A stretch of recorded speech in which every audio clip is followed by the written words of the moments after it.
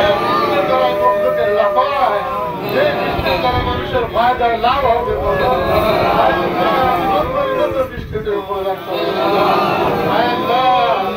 সাহাবাওয়ালা আহবাব, সাহাবাওয়ালা বাহন, সাহাবাওয়ালা ফিদা কাজ করবার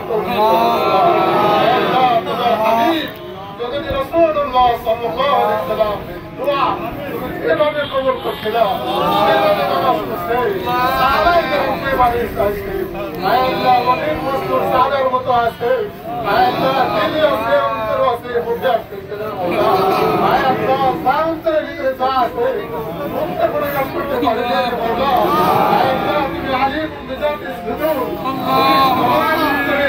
সমস্ত নিয়ামের সমস্ত হাকারাতে এই মজলিসে সবাইকে তুমি মাগফিরাত করে দাও, মাগফিরাত করে দাও। আব্বা আমার কবরে রয়েছে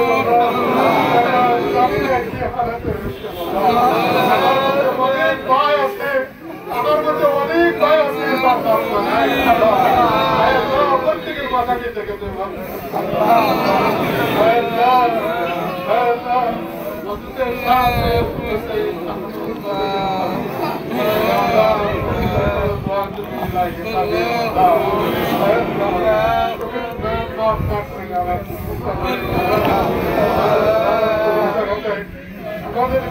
কোনো জায়গা নেই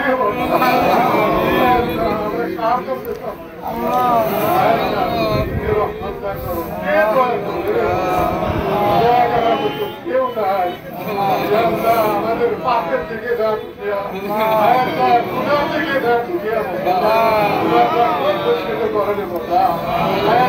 আমরা কুলার সাগরে আবু ডাবো সাগরে আবু ডাবো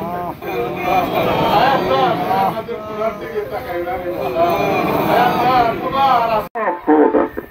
যদি কেউ যদি কয় বৃষ্টি তো দিবেন, কিন্তু এখানে তো যদি বৃষ্টি হয় ওমরা হলো খালি এখানে বৃষ্টি দিব ওইদিকে হবে না, এরকম পারবেন না। বা কোনো একটা সিফাতের কথা যদি আমি অস্বীকার করি আল্লাহ পারবে না, তাহলে সেটা কি হবে? আল্লাহর অক্ষমতার কথা প্রকাশ করা হবে। আর এটা তাহলে আল্লাহর ভিতরে কমিয়ে এসে যাবে। যার কমি আছে, যার দোষ থাকবে, সে আল্লাহ হইতে পারবে না। আল্লাহর ভিতরে তারই নাম হয়েছে আল্লাহ। সব গুণ আছে, সমংশ দোষ ত্রুটি থেকে আল্লাহ পবিত্র পায়।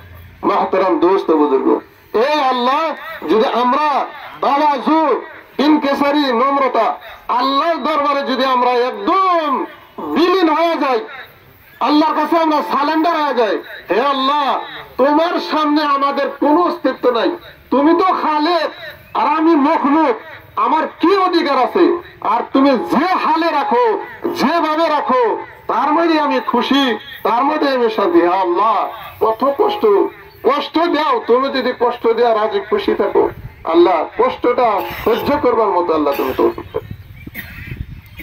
দরবারে ইলাহি আল্লাহর কাছে কান্নাকাটি করবেন, দোয়া করবেন, আজিজি ইনকিসারের সাথে নিজের ভিতরে যত তাকাব্বুর অহংকার আছে, গৌরব আছে, সব পিছনে ফালা দেন, একদম দরবারে ইলাহি সেজদায় পড়ে যান, আল্লাহর কাছে একদম নত হয়ে যান।